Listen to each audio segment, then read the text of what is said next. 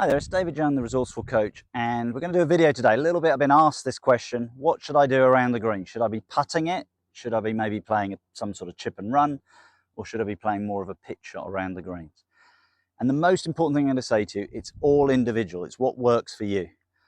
But I'm going to show you the 3 different shots you could play around the green, and then we're going to look at a few different scenarios that you might get into and what I would say might be the better option. Okay, and I think that's the really important thing.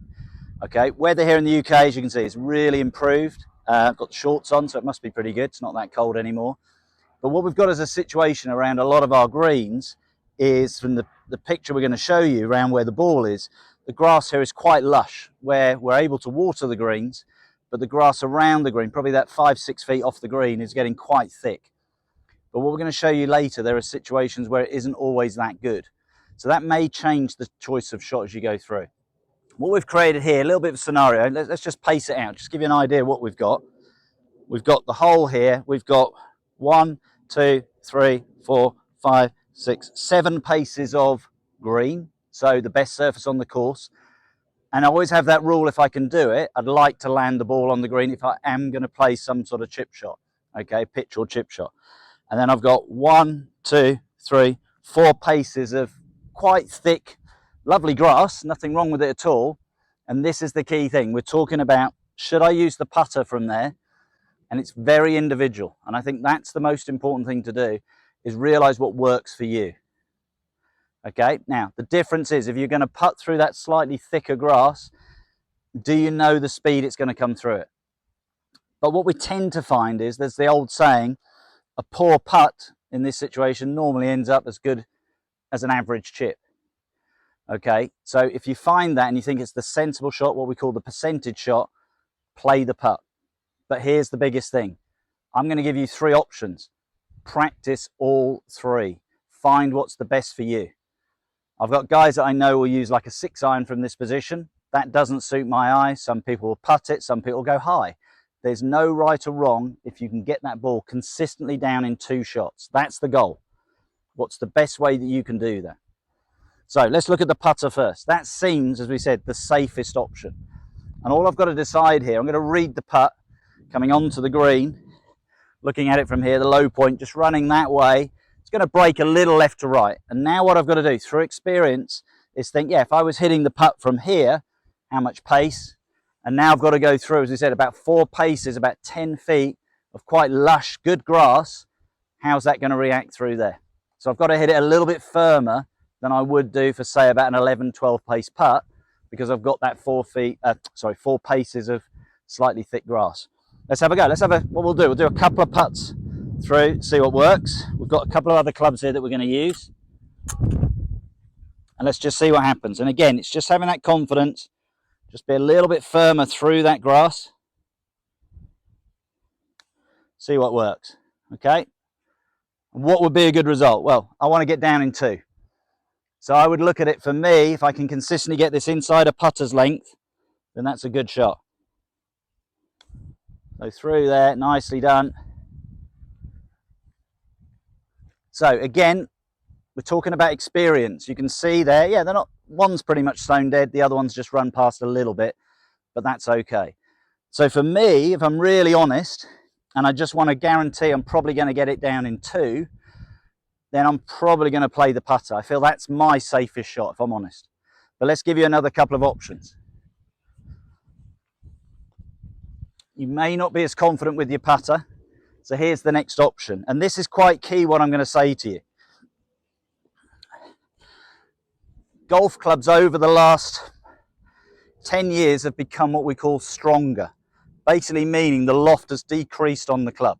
So I would always, as a junior golfer, use an 8-iron from that position. I'd play my 2-step rule. If you haven't seen that video, go and watch it. My 2-step rule is I want to land it 2 steps onto the green. The reason for that, this is the best surface. The ball will roll out more consistently from here. And if I slightly underhit it, I should still land on the green. Okay, so I'm giving myself that little bit of room for error. But here's the key thing. I would have used an 8-iron. Now I use my pitching wedge, because my pitching wedge loft now is pretty similar to what an 8-iron was 30 years ago.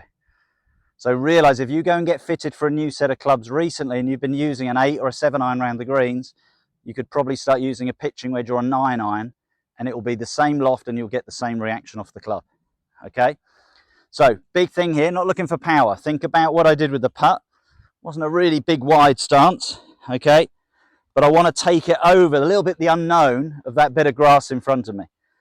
So I'm taking my pitching wedge, as I've done with all my chipping shots. I narrow my stance, and then from there it's like a putting stroke, not a lot of wrists in this shot.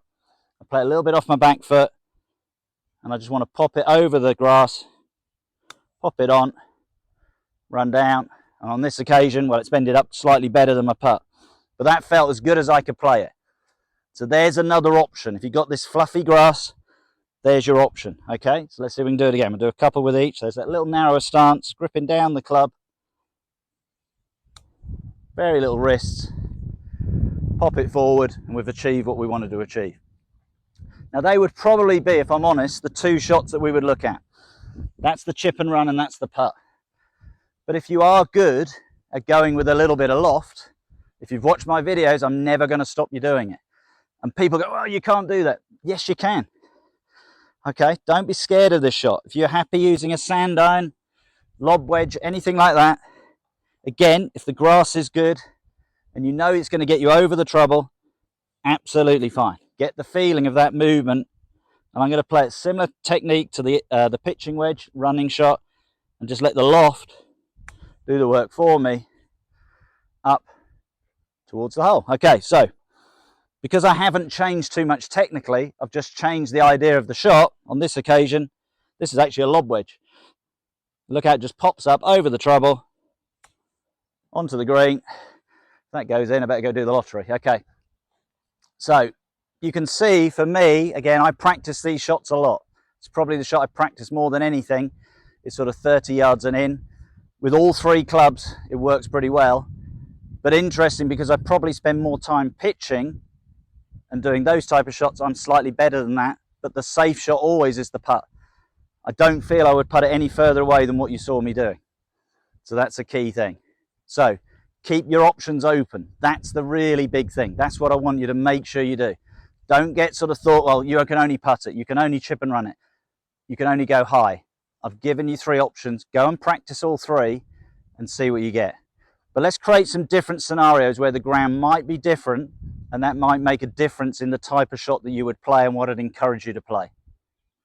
So our second scenario we're going to look at, we looked at when we've got a bit of grass, a bit fluffy, how would the ball go through that? And we saw, generally for me, playing a little bit of loft, maybe a pitching wedge or a lob wedge, worked out a little bit better. But you can see from the picture that we put on the screen, this is completely bald here. And this is just, you can see the sprinkler head is here. It's green around there, but where this is on a slope, the water just isn't staying on it. It's nothing the greenkeeper's doing wrong.